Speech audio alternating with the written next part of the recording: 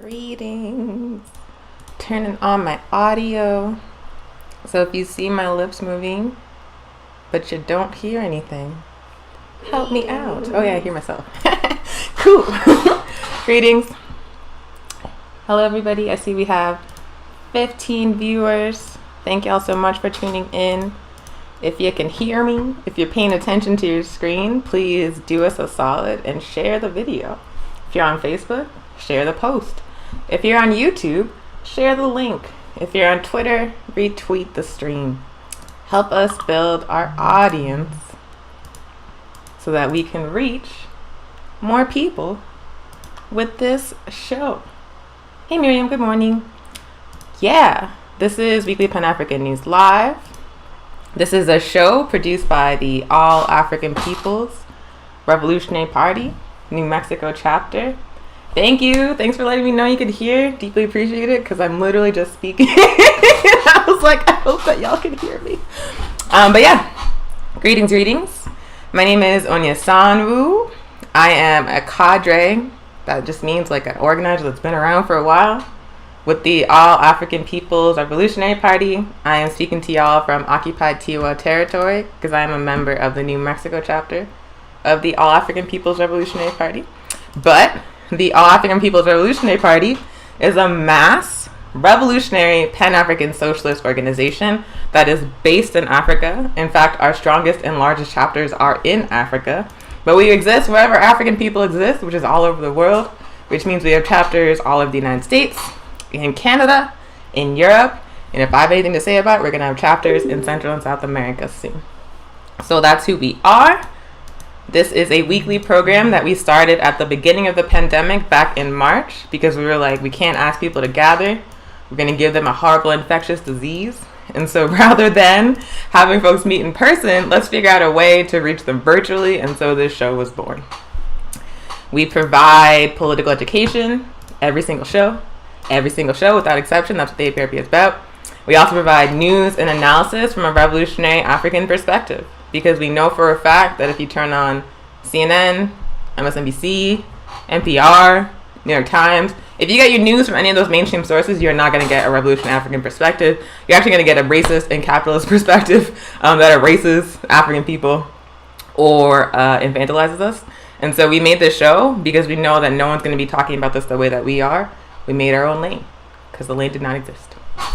So this is Weekly Pan-African News. I'm Onyesanwu, if you just tuned in. I'm speaking to y'all from occupied Tiwa territory, and we always want to open the show with a land acknowledgement. Not just like, this is stolen land and we're going to keep it. No, saying this is stolen land. It belongs to the Tiwa Nation. It will always belong to the Tiwa Nation. The Tiwa Nation is going to get this land back, just like we're going to get Africa back. Point blank, period. When the APRP gives a land acknowledgement, we're saying that we are going to help the rightful owners of this land get their land back. I don't care how you feel about it. That's just how it is. Doesn't matter how long ago something was stolen. It remains stolen for life. That's it. The other thing that we do when we start off every show is we call in an ancestor. And the reason why we do that is because it's important to understand the African liberation struggle as a struggle that has spanned centuries. Over 500 years of continuous resistance on the part of my people, African people. And so when I'm speaking to you today, I'm not speaking to you as like one person in isolation or even a member of one organization that's acting in isolation. I'm speaking to you as like part of a legacy, part of a continuum of resistance to oppression and foreign domination that is continued without stopping for over 5 centuries. And so we call in our ancestors to acknowledge that the only reason that we are here doing this work today is because of the work they have done and the lessons that they left for us. I would not be here speaking to y'all. I would not be who I am without the work of my ancestors to make who I am possible. And so we call them in to acknowledge the foundation they created for the work the All African People's Revolutionary Party does around the world. So the ancestor we're calling in today is Harriet Tubman. And Harriet Tubman is a person who is drastically misrepresented and thus misunderstood within the context of the United States. And the reason for that is because what the U.S. likes to do is take revolutionary Africans, take Africans who were about uncompromising resistance to everything the U.S. represents and attempt to make them into so-called American heroes. Like, that's precisely what happened to Harriet Tubman. She was made in popular culture into like a friendly old lady that hid people in closets. And that's how we're taught about her in these Western, settler colonial schools. But the reality situation is that Harriet Tubman was one of the greatest military minds the African liberation struggle has ever known. One of the greatest military minds the African liberation struggle has ever known. And the Underground Railroad was not a bunch of white people's closets. It was a guerrilla military project in enemy territory. Harriet Tubman led armed incursions to liberate African people across the U.S. South while being the #1 terrorist in this nation. And she used the massive military project of the Underground Railroad that was made up of hundreds of not just Europeans, but mostly African people engaging in this work, again, on enemy territory. Harriet Tubman is so, strict of what she meant and what she was trying to do, that it's really the responsibility of me and other African revolutionaries to elevate her, to say this is who it actually was, this is who she actually was, this is what she actually did. She wasn't an American hero. She existed in a complete opposition to the United States. She was not about assimilating her people into this backwards, racist, settler-ass nation. She absolutely was not. She was about liberating her people from this nation and allowing them to live on their own terms. So that's why we're calling it Harriet Tubman, because the topic that we're going to talk about today on the show is directly related to why she did that work. Also, I see a comrade is having technical issues, so one moment.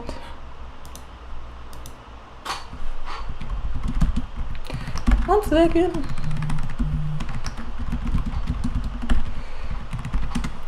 Yeah, sorry about that. Also, it was good because it helped me bring it back down. Bring it down because I can't get that lit so early in the show. Also, thank you, Black Camera Comrade, for sharing the stream. If you are also watching, please share the stream. So the last couple of weeks, we have been doing interviews with other revolutionary organizations here in Tiwa territory, sharing with y'all about the work they're doing and why, from all different angles. We interviewed the Red Nation and Pueblo Action Alliance to talk about indigenous resistance. We talked about We talked about FAM and bringing in families and children into revolutionary and radical movements. We talked to our comrades in Millions for Prisoners about the necessity of bringing an abolition analysis into our revolutionary and radical movements. And so today, we're going to take a little break and bring you all APRP analysis, because we want to have a very, very important conversation. And that conversation is the difference between anti-racism and anti-colonialism and why that matters. The difference between anti-racism and anti-colonialism. So I'm going to say off top, the APRP, it's not an anti-racist organization. Maybe that makes you shook. We're like all African people. We're people who are directly impacted by racism. We are told that our primary struggle in this context is against racism. And so perhaps to hear me say that we are not an anti-racist organization is by me confusing to you. It's okay. I understand. But the reason why we are not an anti-racist organization is because we are an anti-colonial organization. We are an organization that is focused on taking a revolutionary strategy to destroying the structure of colonialism, to destroying the structures of imperialism and capitalism, and liberating African people under a scientific socialist society. Anti-racism, the issue with it, it's not bad, right? The issue with anti-racism is that anti-racism focuses on the symptom of the problem while ignoring the underlying structure that creates the problem in the first place. What do I mean? The problem that creates the structure in the first place is colonialism. The entirety of the global system of capitalism that we are suffering through today, that is literally, as I'm speaking, destroying the planet, that literally has half of the United States on fire, with no plan right now, is colonialism. When Europeans first came to the shores of Africa and they were damn, look at all this wealth, look at all this land, look at all this available labor, look at these people we were exploiting, they weren't damn, we're going to do that because they're black, because their skin is dark. That's absolutely not what happened. What happened was Europeans showed up, they saw the resources, they saw the wealth, They saw the people, and they were like, what can we do to gain access to these resources, wealth, and labor without having to deal fairly for it? What can we do to ensure that we can exploit all of the resources available in this context without having to pay a fair price for it? And what they did was they invented an ideology. First, they did the exploitation. First, they stole the land. First, they began kidnapping people. First, they began stealing resources. And as they were doing that, they developed an ideology that said that what we're doing is okay. We're stealing and killing people. We're stealing land. We're stealing resources. We're killing people. And it's okay because we have decided that these people are inferior. But understand, when Europeans first came to Africa, they were independent African civilizations with advanced technologies, advanced cultural practices, our own religious and spiritual practices that have been developed for centuries, for thousands and thousands of years. And Europeans saw this and they acknowledged it. They were like, these cities are lit. These people are doing all kinds of really great things. This is amazing. At the point when Europeans first arrived in Africa, there was no belief whatsoever that we were inferior. It was only when they decided that they needed to steal that land and they needed to exploit those people that began to develop this ideology of so-called racial superiority and of our inferiority. They had to retroactively justify what they were doing because any person living anywhere on the planet knows it is incorrect to murder people, to rape people, and to steal their shit. It's without question wrong. No matter who you are, no matter who you're doing it to, we know that's wrong. But they needed to justify it, and so they came up with this myth that because our skin was dark, because we happened to look different from them, somehow that meant that we were inherently inferior. And that meant that they were superior. And that meant that God wanted them to murder us and steal our wealth and exploit our labor. That's the shit they made up to convince themselves. That is not the reason why it happened. That's the reason they came up with to justify it. And so when people focus on like the symptom, right? On this belief that was like spread across the world about the so-called superiority of European civilization and the so-called inferiority of African and non-European civilizations. When this belief spread across the world, it obscured what was actually happening. It obscured the fact that the entirety of Western civilization as we know it, the entirety of the US empire, the entirety of the European empires was built on the back of stolen resources and stolen land and stolen people. Instead of focusing on the fundamental fact that the United States as we know it, Europe as we know it would point blank not exist without the colonization of Africa and the indigenous nations of the Western Hemisphere, instead of focusing on the structure that created the problem, people focused on the ideology produced, the ideology of racism and white supremacy, as the issue itself and not the underlying problem of colonialism. So what does that result in? It results in movements in the context of the United States, in the context of these Western empires, where the focus of so many people who have like social justice in mind is about making the structure of colonialism like somehow easier for us to manage, right? Like it's about equality under capitalism, like the so-called concept of civil rights. Rather than attacking the idea that a system like capitalism should exist in the first place, the concept of equality and the concept of civil rights focuses on giving oppressed people more rights within an inherently unjust system. It doesn't attack the system itself. It just tries to make it easier for us to live within it. And for a revolutionary African person, for a revolutionary colonized person, we have to absolutely reject that. Because like I said, from the very beginning, the system was built on the theft of our resources, on the murder and enslavement of our people, on the raping of our people and of our land.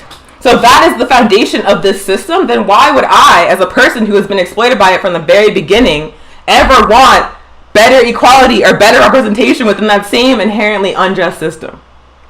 This is the problem with an anti-racist framing. It doesn't attack the fundamental nature of why racism exists. It doesn't even look at the foundation. It doesn't even talk about colonialism. It just assumes that the relations that exist right now are somehow meant to be.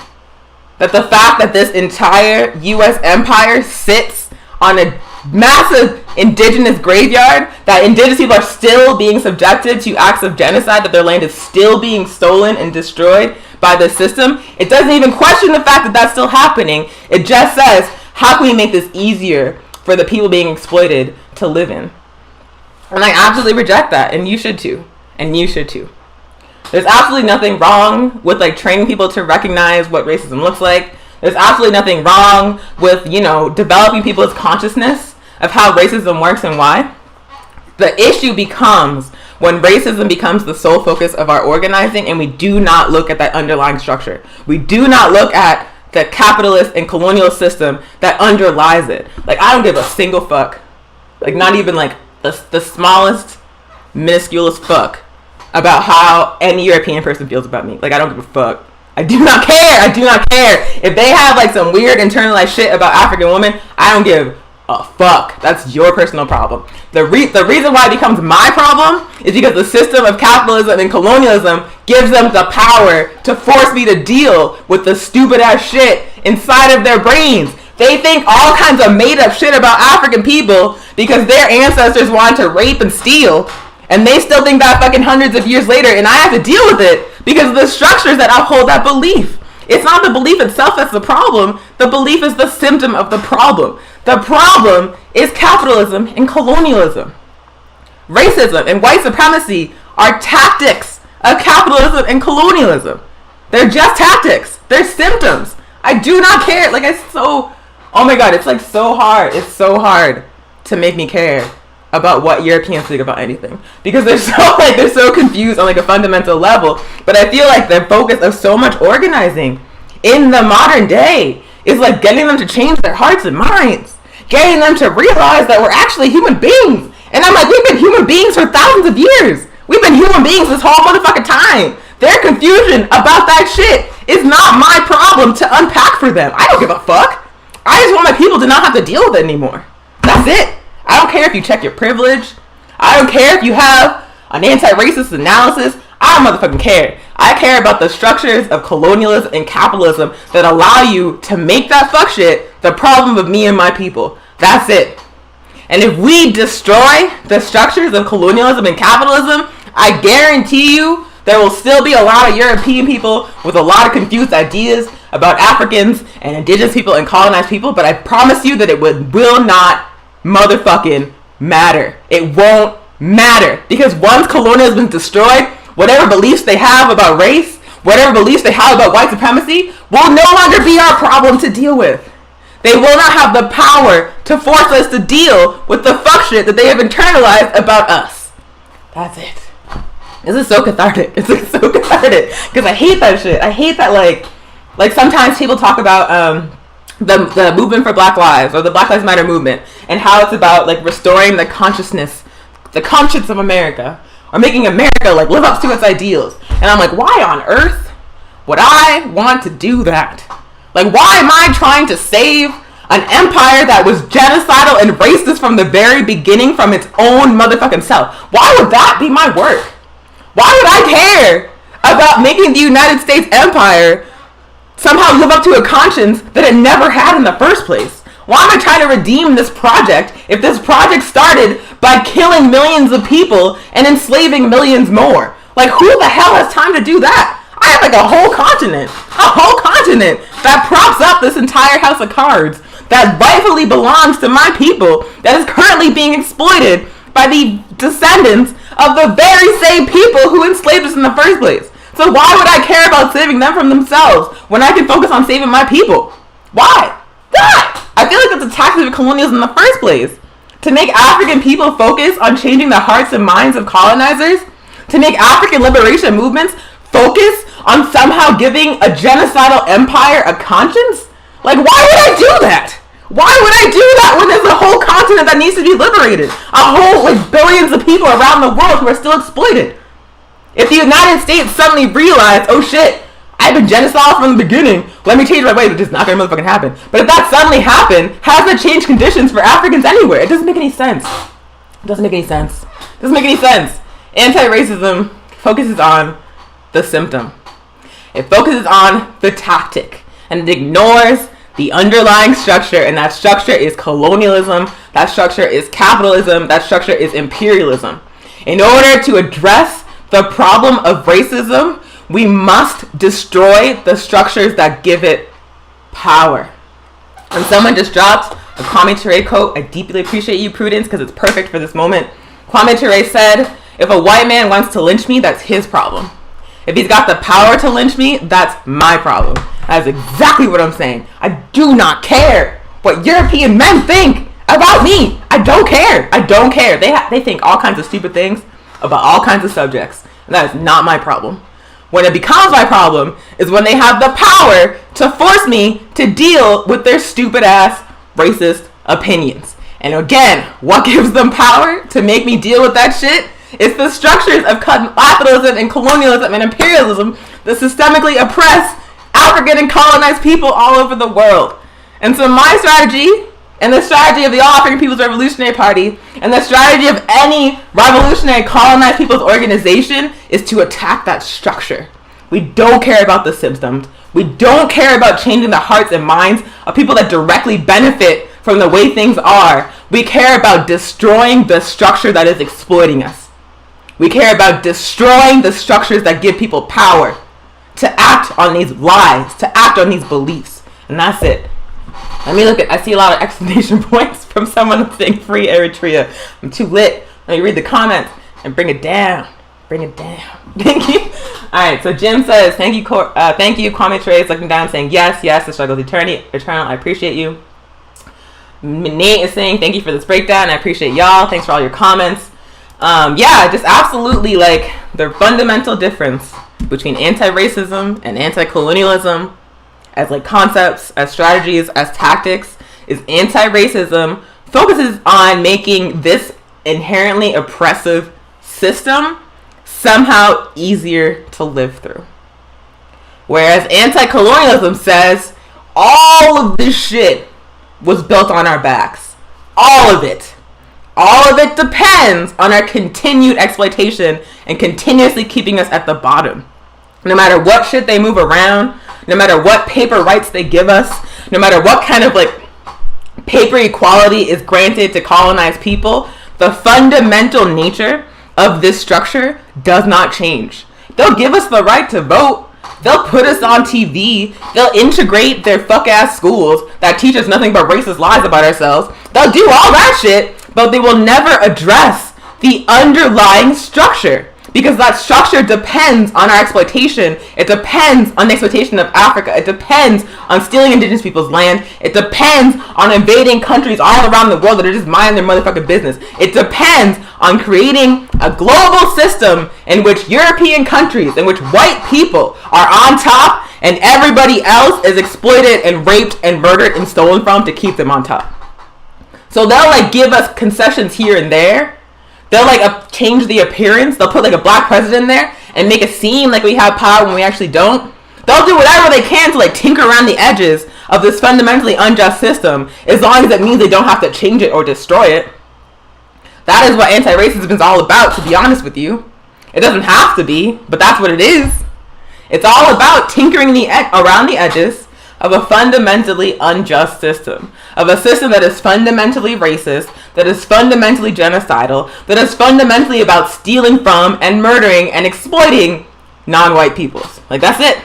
That's it. That's all it's ever been. That's all it ever will be. Doesn't matter who's in charge. Doesn't matter what laws they pass. Doesn't matter what they allow us to do. Doesn't matter how many motherfucking times Nike says Black Lives Matter. It doesn't matter. It doesn't change the fundamental nature of the system that was built on our backs. That's it.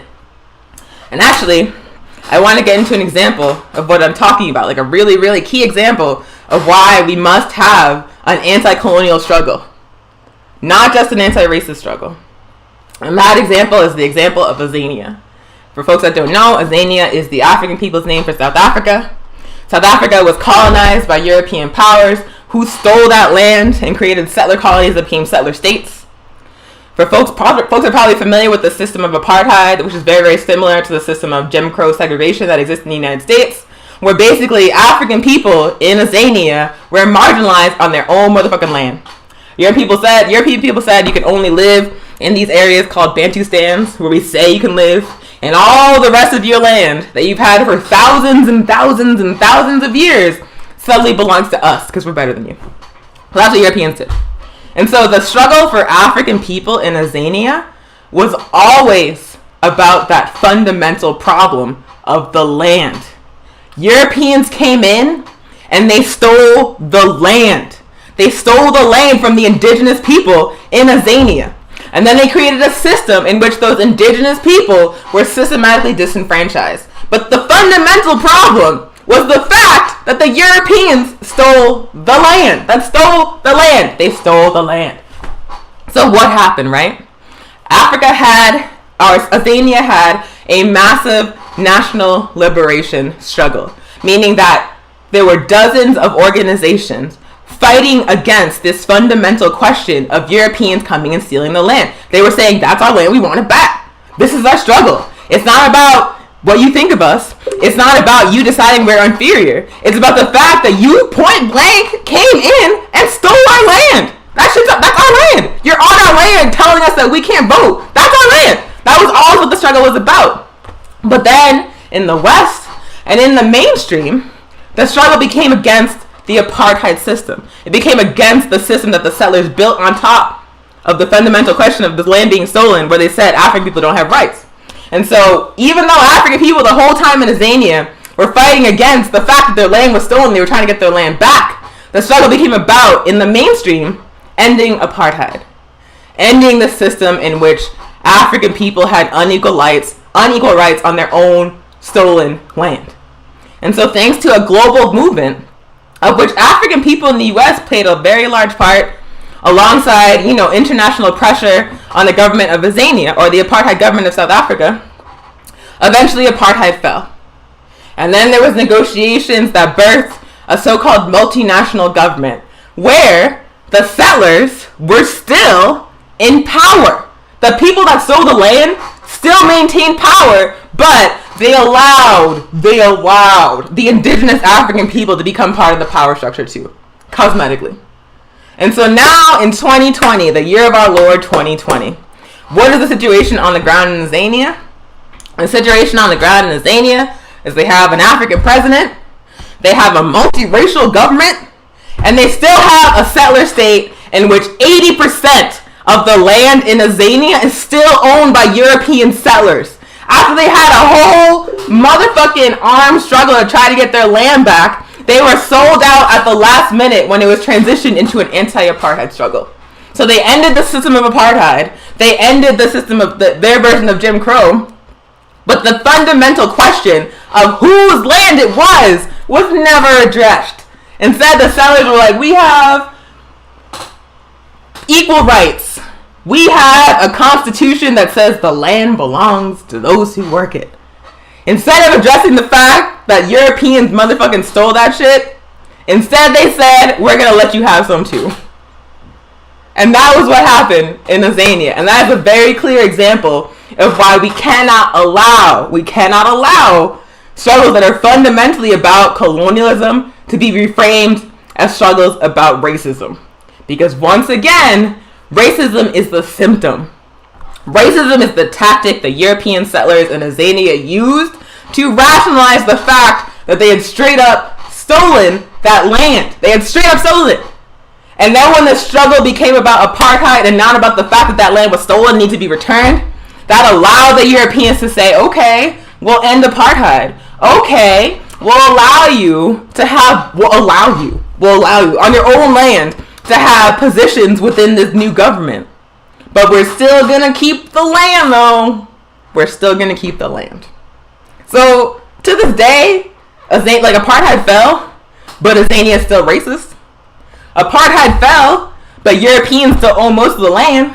Apartheid fell, but Africans on their own land have a fraction of the wealth of European settlers. So what does that tell you? They destroyed one particular structure of racism. They destroyed one particular colonial tactic. And what did colonialism do? What did settler colonialism do? It just reconfigured itself to make it look more diverse while leaving the fundamental structure intact, leaving that land stolen. I feel like we should look at the example of Azania a lot more than we do. I feel like we should look at what happened in African struggles against colonialism a lot more than they do. Because we are laboring under the delusion here on Turtle Island, here in the U.S. Empire, that somehow the struggle for African liberation here is fundamentally different than it is in other places. We have been led to believe that because we were made citizens of this empire, against our will, like we didn't ask for that, that was done to us. We are laboring under the illusion that because we are citizens on paper, that somehow our struggle is about appealing to an empire that became an empire because it enslaved us and because it exploited Africa. We are acting like we can somehow negotiate the fundamental nature of this relationship. And the U.S. has made it clear for hundreds of years, across presidents, across parties, across movements, that's not going to happen. We'll give you a president, we'll give you senators, we'll send African cops into your neighborhood to beat the shit out of you if that makes you feel better, but we will absolutely not look at the fundamental underlying relationship. The example of Azania should be instructive. We cannot allow anti-racist struggles to be reframed as anti-colonial struggles to be reframed as anti-racist struggles. Anti-racist struggles focus on the symptom of the problem. Anti-racist struggles focus on making life within inherently unjust, genocidal, racist as hell systems somehow more tolerable. Anti-colonial struggles destroy those systems and replace them with systems that are life-centered, that are about self-determination, that are about decolonization. That's the fundamental difference. There's nothing wrong with being anti-racist, but understand that's for you, that's not for me. That doesn't help me at all. If you want to change a European's heart and mind because you think that's like a good use of your time, go for it. But that's not for me. That's for you. Because it's not addressing the fundamental problem of colonialism. It is not addressing the structure that created the power that racism has in the first place. I don't care about hearts and minds. I don't care about paper equality. I do not want equal rights within a system that depends on looting and raping and murdering and destroying. I don't want equal rights within such a system. I want that system not to exist anymore. I want it destroyed. I want it wiped off the face of the planet. I don't care about making my life easier within a system like that. I don't care. I don't accept that that is how it has to be. This shit is new as fuck. It's only 5 centuries old. We can destroy it. Like, the earth has been around for millions of years. And people were around for hundreds of thousands of years before that. And capitalism itself is only a few centuries old. Which means we do not have to accept it.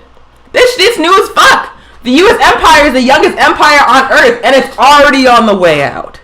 So why the hell would I focus any of my time on paper equality within an empire that was genocidal from its inception, that was racist from its inception, that was about looting and stealing and raping and murdering from its inception? Why would I do that? Why would that be a good use of my time? I'm going to focus on liberating my people and destroying this empire and destroying these structures. Period. Anyway, let me look at what y'all are saying. Also, there's 50 people watching. Hello. Let me see. Are you talking about Europeans as Europeans or as American Euros or all of them? I'm talking about all of them. I'm talking about white folks. I'm talking about people of European descent. I'm talking about European settlers in the United States. I don't call them Americans. I don't call them white. I call them what the fuck they are. I call them where the fuck they came from. I call them why they're here. The United States Empire is an overgrown, way overextended European settler colony. And so when I say Europeans, I mean what you mean by white folks. Let's see. Kimberly is saying destroy the structure. I know that's right. Absolutely. We are not trying to make the structure easier to live through. We are trying to burn it down. We are burning down the plantation. Our ancestors were like, hey, can I have an easier job? Or hey, can I negotiate for better slavery? They were like, no, I'm going to poison you in your sleep. I'm going to burn down your shit. I'm going to organize the rest of the Africans around here. I'm going to run through the town and like kill y'all. Like, that's what they did. That's what Harriet Tubman did. She was an uncompromising resistance. Our ancestors were an uncompromising resistance. They were never under any delusion that this could be made easier for them. They were like, we must destroy this and build our own shit. And that's the energy I'm coming with. And I feel like that's the energy that's most effective. Let's see. Someone's commenting in a different language, which I appreciate, but I can't read it. Also, Nkrumah Ture, who has a very good name, said, I've had discussions with liberal Africans from the Democratic Party. Yes. Like, that's part of the reason why I wanted to do the show about this topic in the first place. Because right now, the dominant narrative in the struggle for African liberation in the United States is one of saying the Democratic Party is the best vehicle for us to realize our liberation or to realize negotiations for better conditions in this particular context. Like, all of the energy, even from like Black Lives Matter, which is like a grassroots movement that was like intentionally decentralized, that popped up all over the country and all over the world. Even Black Lives Matter, even the founders of Black Lives Matter are like, okay, the Democrats are our best bet. And that is bananas to me. That's motherfucking bananas. That's bananas. You know why? Because the Democratic Party, under President Barack Obama, the first president of African descent this backwards ass empire ever had, drastically expanded the U.S. military footprint in Africa. The program known as AFRICOM, which is shortened, is a U.S. military project in Africa that is currently has boots on the ground, and I believe 53 out of 54 African nations. They are, on a regular basis, drone bombing innocent African people, murdering them from the sky. They are stealing land. They are polluting the water. And the only reason they are there, they say it's for terrorism, but we already know that's not what it is. The only reason why AFRICOM is there is because the United States wants to make sure that they can have a control over African land and resources and labor that they can defend with violence. Whether that be from African people or whether that be from other nations that are trying to get at Africa's resources too. And that, again, so AFRICOM first became a project in the last presidential term of George W. Bush. So at the end of George W. Bush's second term is when AFRICOM first became a thing. That was in 2007. And then under President Barack Obama, who was a Democrat, who was of African descent, the U.S. government drastically expanded AFRICOM. They drastically expanded the U.S. military footprint on the African continent, and they began these drone strikes that murder innocent African people. They began these so-called counterterrorism operations that murder African people resisting this new form of colonialism on the continent. That happened under a Democrat. And that's just like looking at like the international impact of the Democratic Party on African people, not even getting into the impact of the Democratic Party on colonized nations around the world. And if we want to talk about what the Democratic Party has done for African people in the United States, that's a whole other motherfucking conversation. But the point is that neither the Republicans or the Democrats are ever going to act in a manner that is going to be in the best interest of me or my people. It's just against their fundamental nature. Why? Because they are capitalist parties born of a racist and genocidal settler colonial empire. They exist to protect that empire. They exist to extend that empire. That means no matter what kind of lip service they pay to rights for African people, they cannot change the fundamental nature of why they exist. All they can ever do is tinker around the edges. All they can ever do is put a motherfucking brown face in a high place. But the fundamental nature of their relationship to me and to African people and to Africa and to indigenous people is not going to change. It doesn't change. It doesn't matter if they're blue or red. It doesn't matter. What is the comrade in New Mexico chapter, Jeremiah, he said it's fruits from a poisonous tree. It's fruits from a poisonous tree. All of it's fucked up. All of it's racist. All of it's genocidal. All of it's imperialist. All of it's about exploitation, murder, rape, genocide. All of it. They can't stop. They need to do that shit to sustain themselves. That's it. Fruits of a poisonous tree. That's a very simple way of putting that. Let me see. Democratic Party still serves empire. You cannot serve empire and serve the very people most subjugated by empire. See, Prudence gets it. Prudence understands it clearly. Like, it's so basic to me. But people keep telling me you gotta vote for Joe Biden. Joe Biden, the architect of mass incarceration. Joe Biden, who literally organized against school desegregation with white nationalists. Joe Biden, who is one of the main architects of the war in Iraq. Joe Biden, who served under Barack Obama, who drastically expanded Africa, who cooed governments around the world, who murdered Gaddafi. That guy? That's my best bet? Damn. I'm very glad that I have, like, revolutionary politics, because if I actually believed that Joe Biden was the only option, I would fucking kill myself. Like, that's terrible. That's terrible. That guy sucks. He sucked for his entire life in public. He's been openly and proudly racist for his entire political career. He has, like, weaponized that racism against African and colonized people in the United States and around the world. And you're telling me, I saw a video yesterday where he was speaking to Puerto Rican people because it's Hispanic Heritage Month, and he played fucking Despacito. He played Despacito on his phone. And I'm like, this man is playing in your face. This man fucking hates us. Like, he's like, oh, like, these fucking brown people will like this stupid ass song. Let me play it on my dumb ass. Like, it's so wild to me. It's so wild to me. The politics of the U.S. presidential election is, like, centered around. Because, again, it, like, doesn't address, like, the fundamental problem, which is, like, the United States is a racist, genocidal empire. Instead, they're, like, focused on, like, you know, tweeting at each other and, like, just, like, very cringeworthy pandering. Like, really deeply insulting pandering is coming from both of these people. And then people are like, you have no option but to vote for that racist, handsy imperialist. Like, it's wild. It's wild to me. And that's why I'm really glad I'm a revolutionary, because I can just disengage from that completely. I wish Africans would start to see America as an enemy of our people. I wish too. I wish so too. I deeply agree. Fundamentally, the U.S. empire wants to kill us off and take our shit. That's it. The reason why the U.S. was an empire in the first place is because they were able to become one thanks to the theft of indigenous land and the enslavement of African people. That's the only reason why the U.S. is an empire. It's the only reason why capitalism is a global system. That is the root. That's why we're here today. The theft and genocide, or the theft of indigenous land and the genocide of indigenous people and the enslavement of African people and the colonization of Africa. Like, that's why.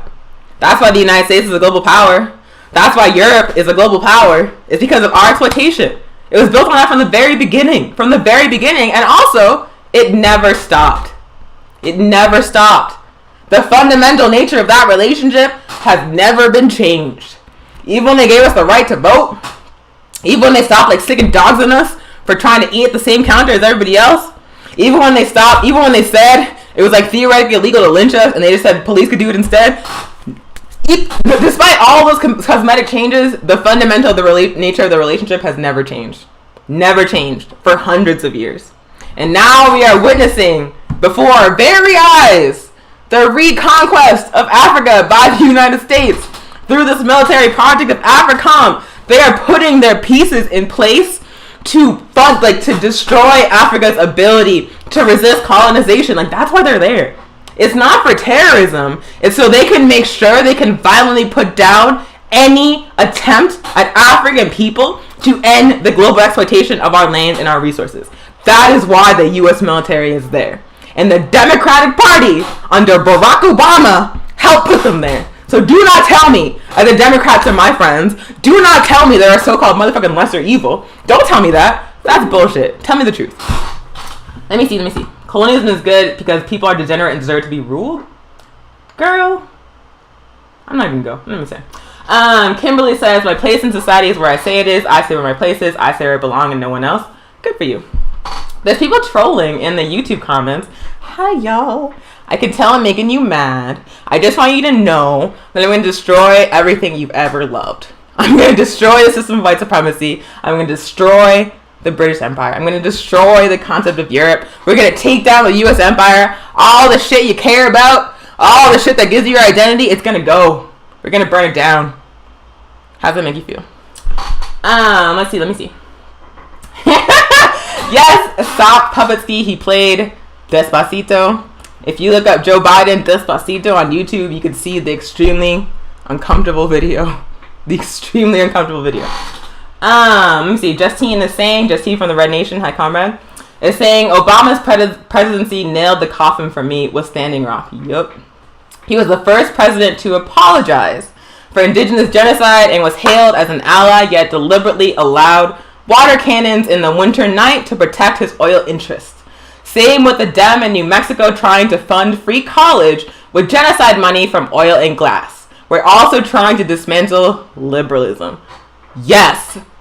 Yes. Thank you so much for pointing that out, because not only did Barack Obama drastically expand the U.S. military footprint in Africa, not only did Barack Obama overthrow democratically elected governments in Libya, in Haiti, in Honduras, plunging African and indigenous people around the world into intolerable conditions that are driving mass migration. Not only did he do that, but he also attacked and surveilled social justice movements for his entire presidency. It started with Occupy, then it was the Movement for Black Lives and BLM, and then it was Standing Rock.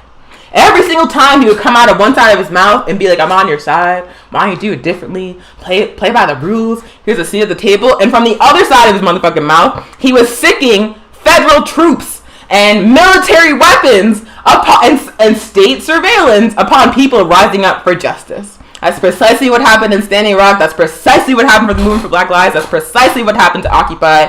He didn't do that shit just inside the U.S. He did it outside the U.S. too. But again, tell me how the Democratic Party is my best option at this time. Right? Get out of my face. Let me see.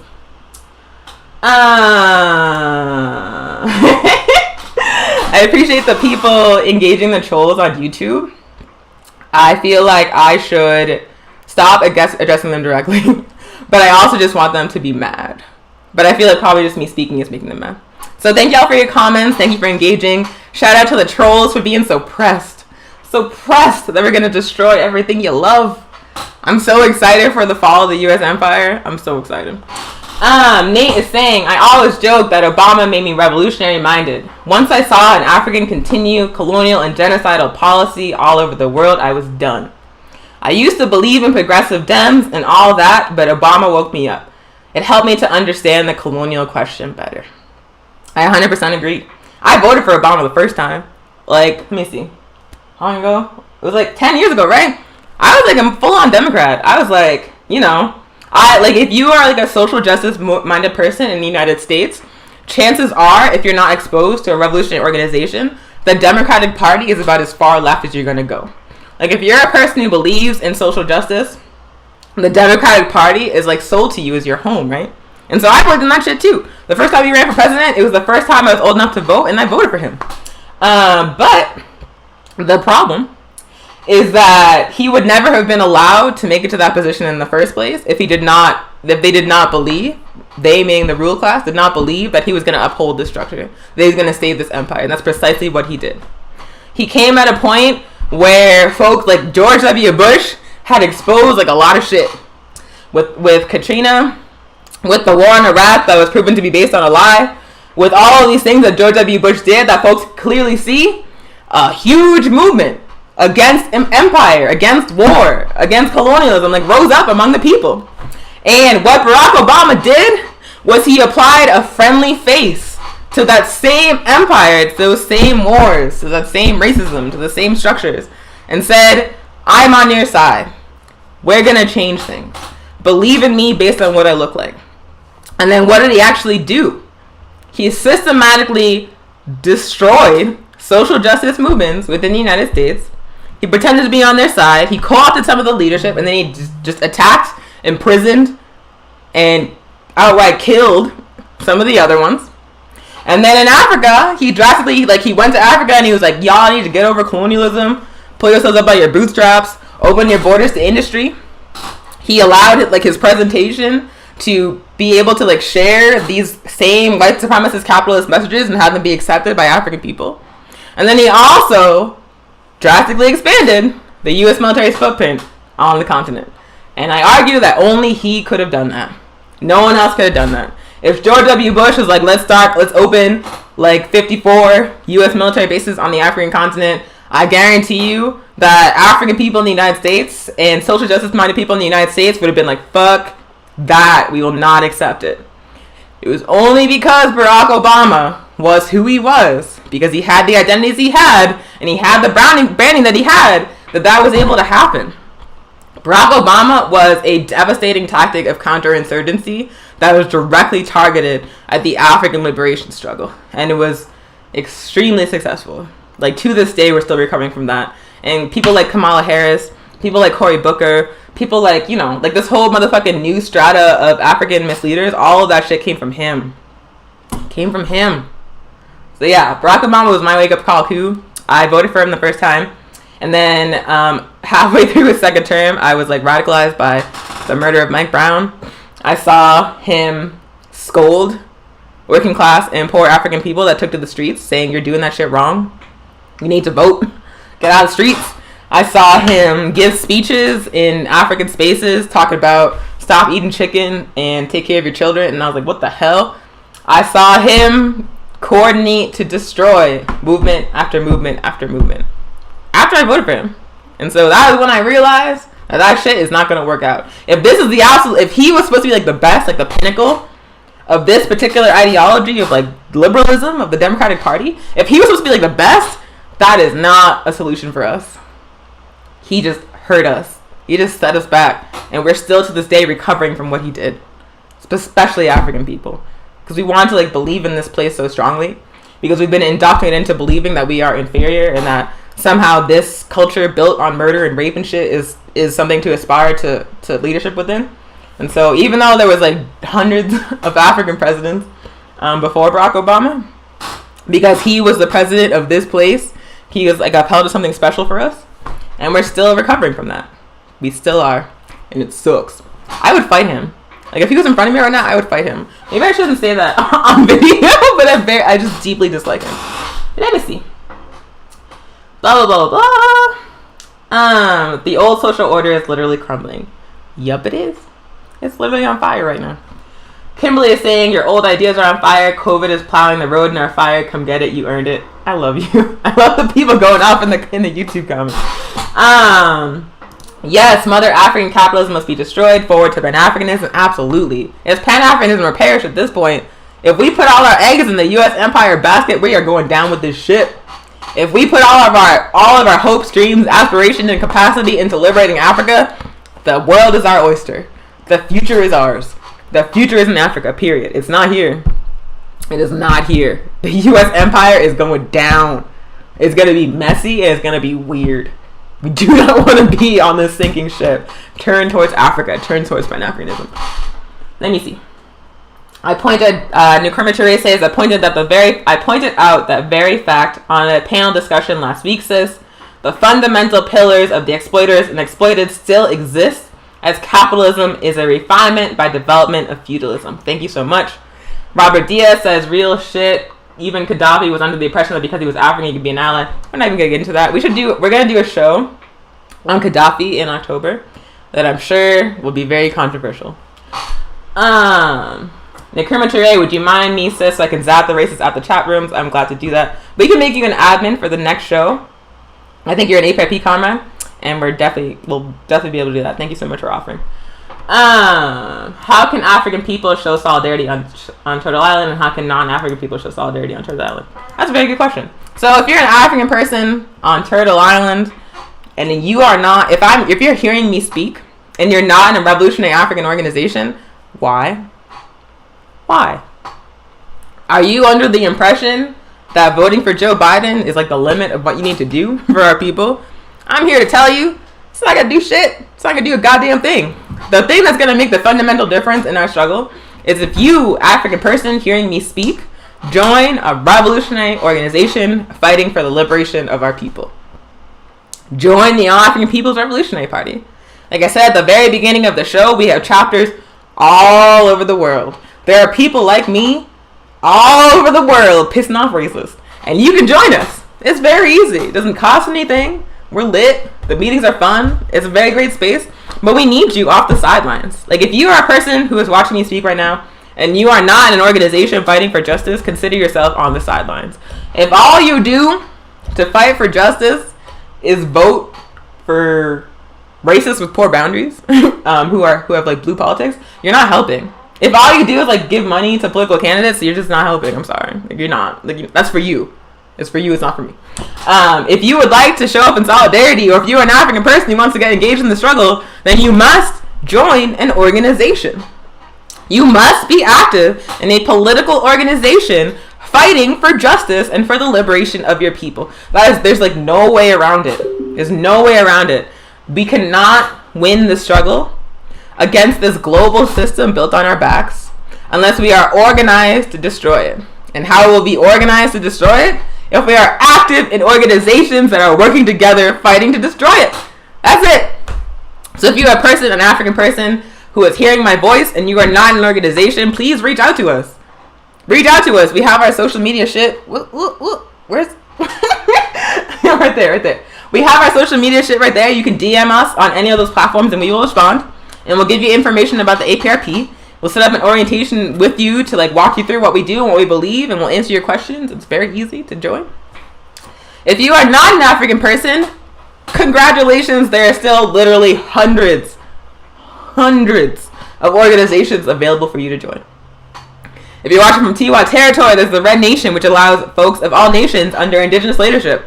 There's Black Rose Rhythm Negra. There's the Democratic Socialists of America. There's the IWW. There's Millions for Prisoners. There's Albuquerque Mutual Aid. There's John Brown Breakfast Club with Pueblo Action Alliance. We've had many of these organizations on our show, and we're not just like showing you they exist. We're saying they need help and join them. So if you're a person of non-African descent and so you can't join the APRP, there's still many options available, and so there's no excuse.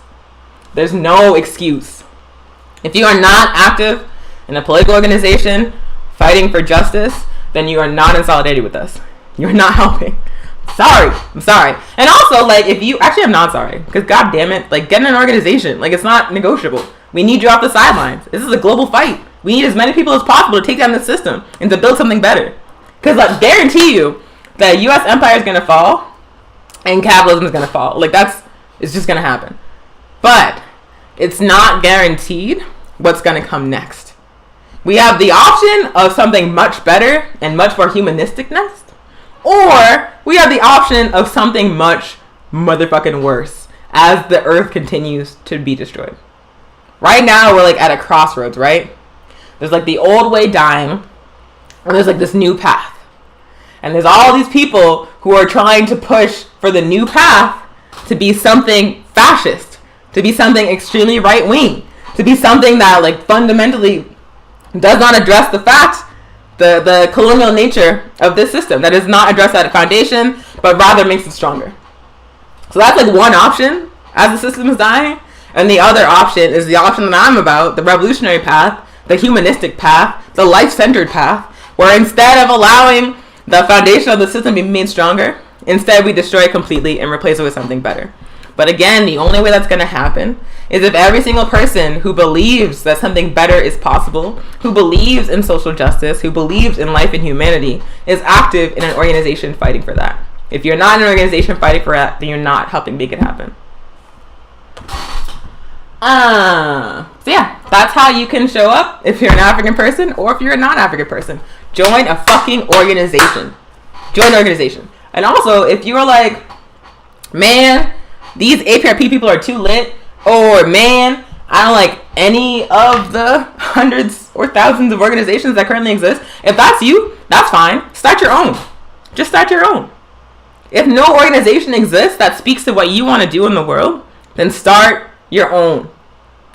All it really takes is for you and your friends to be like, we want to read this together and then we want to apply these ideas in the real world. If you have like you plus like 2 other people and you read together, bam, that's an organization. That's it. So even if the APRP is not for you, even if all these social justice organizations that already exist are not for you, you still have the option of creating the organization that you want to see. So there's like quite literally no fucking excuse. Like there's no excuse whatsoever to be on the sidelines at this point in history. Especially as we are seeing like an entire, like literally half of this empire consumed in flames with no plan from either party or anyone in power for how to address that. Like they know for a fact it's going to get worse. They know for a fact it's going to keep happening every year. They know for a fact that millions of people are just going to see their shit burn down, and there's no resources, there's no plan. There's nothing for those people from either party. Like California is a Democratic supermajority state. The blue people are in power and there's still no fucking plan. So understand that if you are on the sidelines, if you are not helping build the new world, then you are just allowing that to happen. Let me see. Blah, blah, blah, blah. In Mexico, Afro-descendants got recognized in the Constitution as of last year. There's much to do to decolonize our mentalities. Internal colonialism continues, impacting lives in Anahuac and Abya Yala. The struggle continues. Word. Yeah, it's interesting. So my family is from Honduras. My father's from Haiti. My mother's from Honduras. I grew up with my mama. And so it's that, yeah, like the history of how the inherently African and indigenous culture and society of Central and South America and Mexico has been systematically erased by the project of European settler colonialism is something that we should do a show about, because the fact that like Mexico like just now, like it's positive, right? But Mexico just now acknowledged that African people exist when like the majority of Africans that were kidnapped from during the slave trade were brought to Mexico and Central and South America is like, it's like, damn, who do you think those people were? Like, why did you need to amend your constitution? But it's not because like Mexico's like, you know, backwards. It's because of European colonialism. It's because of imperialism. It's because of the whitewashing of the Earth's history. That the fact that African people exist in all these places needs to be like acknowledged centuries later, even though we've been here the whole time. So yeah, appreciate that. Appreciate that comment. Also, I am grateful for all the folks watching. Thank you so much for your comments. Thank you for the trolls, for being mad. That's like not why I do this, but it's like a very satisfying, it's like a perk, right? It's like an additional positive thing. Another reason to do this is to make white boys on YouTube mad. So I appreciate you. Also, Bird says, yes, I would love to see a show on that topic. Yeah, I agree. I feel like people don't know that my family is from Honduras, that we're Garifuna, because I don't really be talking about it. Like, I don't identify as Afro-Latina, because who came up with the whole concept of Latino? Why does people speak Spanish in the first place? It's motherfucking colonialism. It's violence. It's imperialism. So why the fuck would I identify with that? I say I'm African, or I say I'm Garifuna, and I would love to talk about that more. And yeah, we'll do a show about that. So thank you for your comments. Thank you for your questions. That was the political education segment of this show. Also a platform for me to rant and make racists mad. So thank you for tuning in. We're going to move on to the next segment of the show, which is some brief updates about the COVID-19 situation. Like I mentioned at the top of the program, COVID-19 is like why we started this show. We used to have a number of in-person events here on Tiwa territory. With the pandemic coming in, it became unsafe to do that. And so this show was a direct response to COVID-19. We're probably going to keep doing it after COVID-19 because it's been very successful. But this is why we started doing it. And so that's why we have the segment of the show. If you are a person who's been following the progress of this pandemic in the United States, this will probably not be news to you, but the United States has recently broken 200,000 deaths from COVID-19. 200,000 people have died from the pandemic in the U.S. empire, the richest empire on the face of the planet. We have seen the U.S. government fail at all levels, local, state, and federal, to address this pandemic, and the consequence has been that African, indigenous, and colonized people, Chicano people, Filipino people, have been devastated. The communities that were colonized, the communities that were already disenfranchised and underdeveloped, are the communities that were hit the hardest in this pandemic. And that's a big part of the reason why, to be frank, there was no great urgency for dealing with this in the United States. So we have broken 200,000 deaths.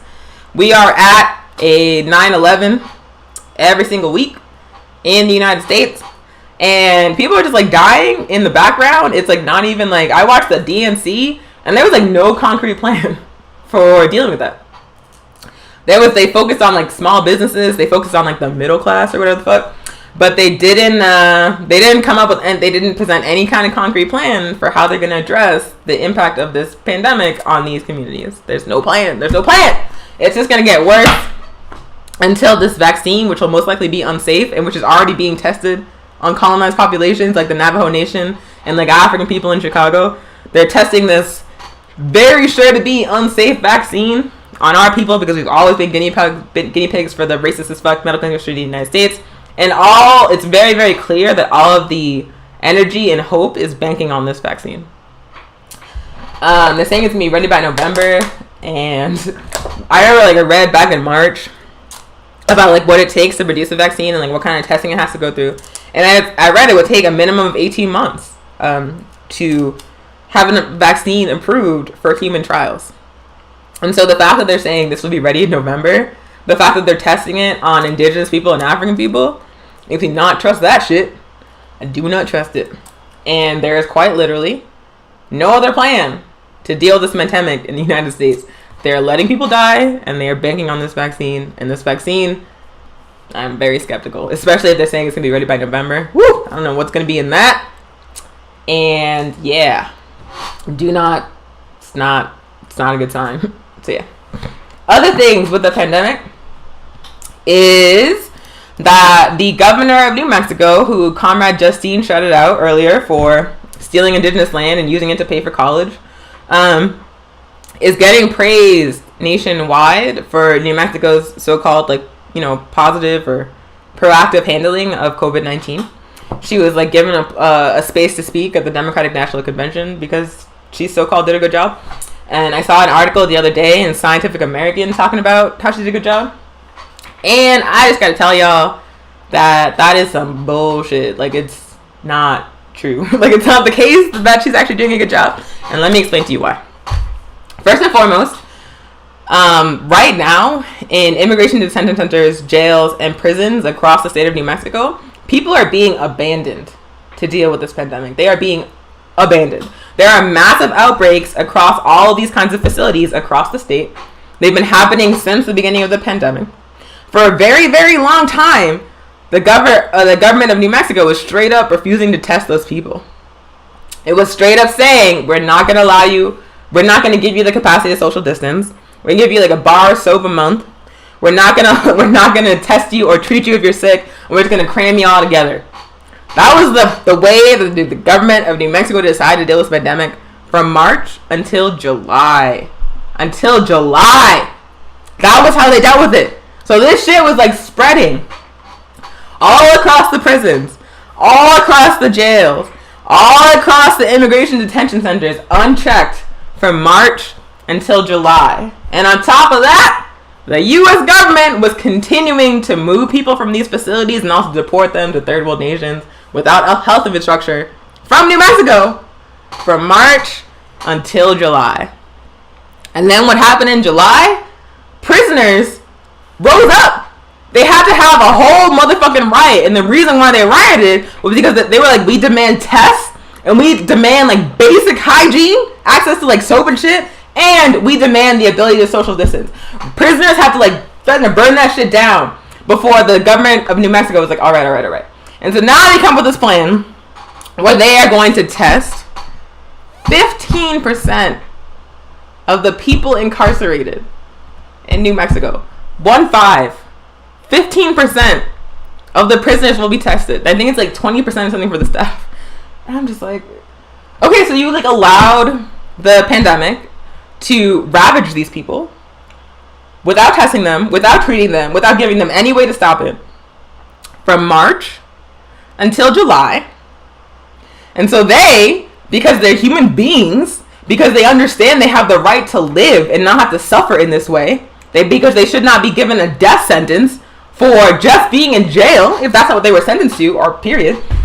So because they decided to riot, they decided to threaten to burn your shit down, then you were like, okay, we're going to test 15%. 15% of the thousands of people that are in these facilities that have, again, been suffering through this pandemic from March until July with absolutely no help, you're only going to test 15%. And so when I see like the New Mexico positive count, I'm like, that's a fucking lie. That's a lie. Like no, that low number is a lie. Because you are deliberately neglecting the people behind the walls.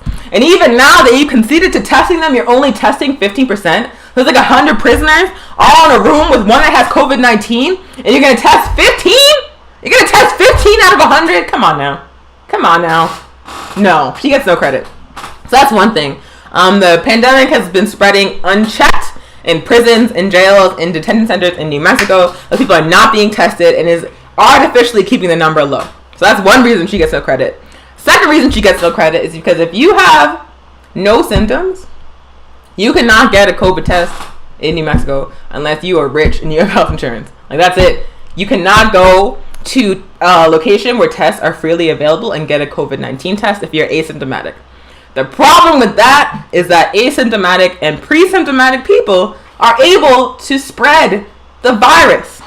You can have COVID-19 and have no symptoms or very, very mild symptoms and still be contagious. So like, what kind of sense does it make to not allow people with symptoms to get tested? What is that actually doing? It is once again keeping the number of positive cases in the state artificially low, so the governor looks good, the Democratic governor looks good, while hiding what's actually happening.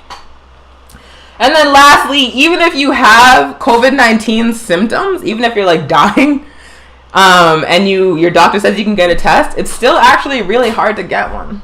Most places that are testing people for free have limited numbers of tests, which means you have to line up early in the morning, and if you are at the wrong point in the line, you can't get a test that day because they ran out. It is motherfucking hard to get a COVID test in New Mexico right now. So all these factors together mean that despite the fact that Michelle Lujan Grisham, the Democratic governor of the state of New Mexico, is getting praise in the national U.S. media for her handling of this pandemic, the numbers in New Mexico are artificially being kept low. They are artificially being kept low. They do not reflect the number of COVID infections behind the walls. They do not affect COVID infections in asymptomatic and pre-symptomatic people. And they do not fully reflect the number of people with symptoms that have this virus, because a lot of people cannot get a fucking test. So whenever I see someone on the news talking about, yeah, go New Mexico, shout out to the governor, I'm like, you just don't know better. Because people, they're lying. Like, they're lying. They're keeping the numbers low to make her look good.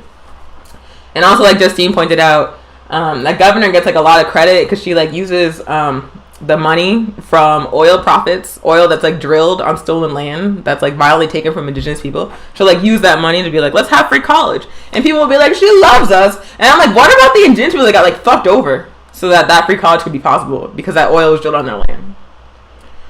Why does she get credit for that? All she's doing is like moving around stolen funds. How is that like a positive thing? How is that something that she should be celebrated for? Like, I don't get it.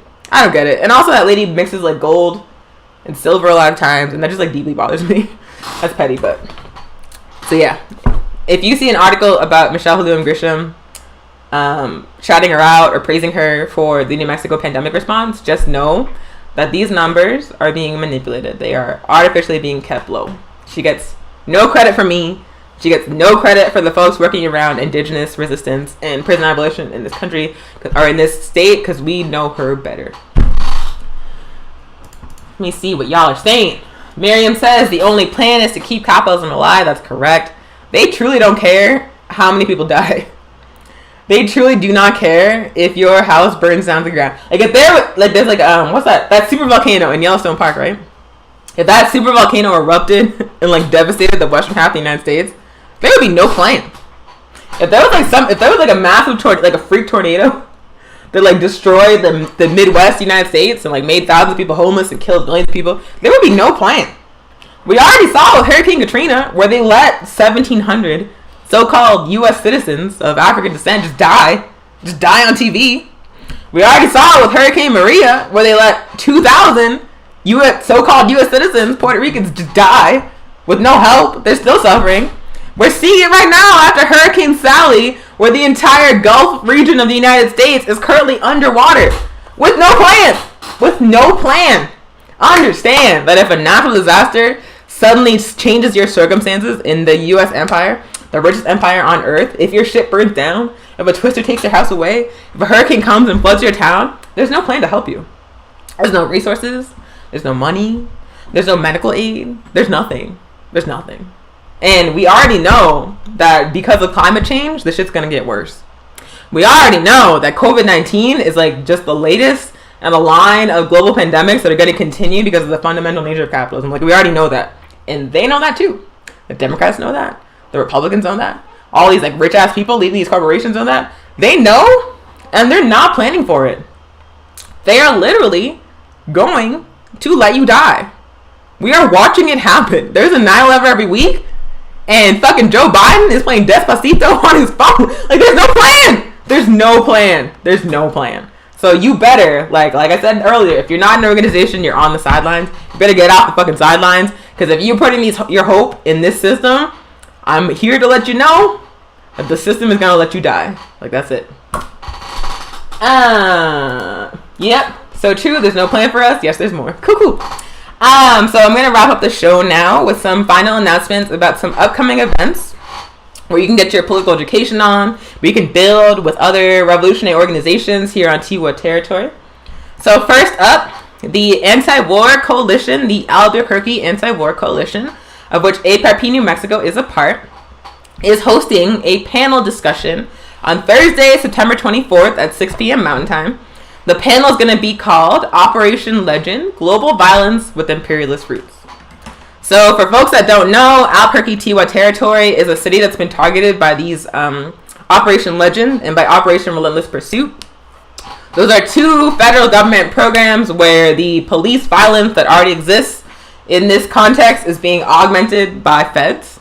They're sending federal police agents and federal money to Albuquerque along with, I believe, like 10 other U.S. cities in order to, like, you know, fight crime. It's supposed to be tough on crime because, like, I guess the governor's already, like, not hard enough on crime. I don't fucking know. But so all these federal troops are being sent to all of these cities around the United States. And in this panel, we're going to talk about how what we are seeing here on Tiwa territory, what we are seeing in these cities around the United States, is a direct reflection of the violence that the U.S. empire brings to colonize and oppress peoples all over the world.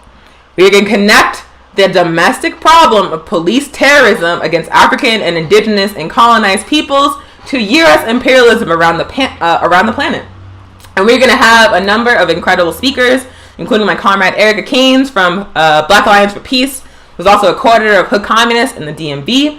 We're going to have Celinda Guerrero, who is an organizer with Millions for Prisoners, who has been on the front line in the struggle against police terrorism here in Tiwa territory. And we're going to have David Correa, a UNM professor, all speaking on this subject of connecting the domestic problem of police terrorism, the domestic problem of Operations Legends and Operation Relentless Pursuit, to the global violence of U.S. imperialism. You do not want to miss it. So please, if you are free, Thursday, September 24th at 6 p.m. Mountain Time, you can tune in. You can watch it on the APRP New Mexico page, on the Albuquerque Anti-War Coalition page, and on YouTube as well. And you can also register to join us on Zoom if you go to the registration link in the Facebook event.